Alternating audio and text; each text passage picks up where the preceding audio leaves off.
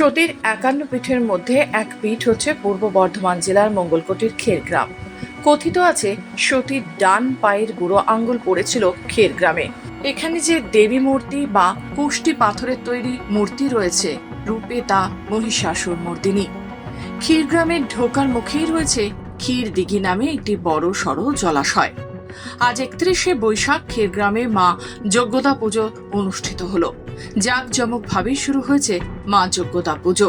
দেবীকে দেখতে এদিন কাতারে কাতারে ভক্তদের ঢল নামে। গোটা গ্রামে শুরু হয়েছে উৎসব। রাজ্যের বিভিন্ন প্রান্ত থেকে মা যজ্ঞদাকে দেখতে বহু ভক্তদের সমাগম হয়েছে। পুজো ঘিরে কোনো অপ্রীতিকর ঘটনা না ঘটে তার জন্য মোতায়েন রয়েছে পুলিশ কর্মী। সারা বছর জলের তলায় মন্দিরের মধ্যে রাখা হয় প্রস্তর মূর্তিকে। নির্ঘণ্ট মেনে বৈশাখ মাসে সংক্রান্তিতে জল থেকে তুলে পুজো দিয়ে আবার জলে ডুবিয়ে রাখা হয়। ক্ষীরগ্রামের মা যজ্ঞদা সম্পর্কে বহু পৌরাণিক কাহিনী ও জনশ্রুতি আছে।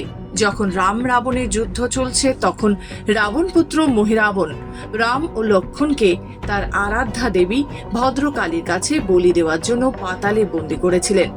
সেখানে মহিরাবণ বধের পর হনুমান রাম ও লক্ষ্মণকে সঙ্গে নিয়ে পাতাল থেকে বেরোতে উদ্যোগী হলে মা ভদ্রকালী নাকি বলেছিলেন, তোমরা তো চলে যাচ্ছ, আমাকে এখানে একা ফেলে গেলে তো হবে না, আমাকে পৃথিবীর মধ্যস্থল যেখানে সেখানে নিয়ে চলো।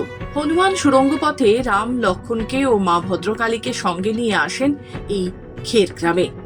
এই পুজো উপলক্ষে বসেছে গ্রামে বড় মেলা।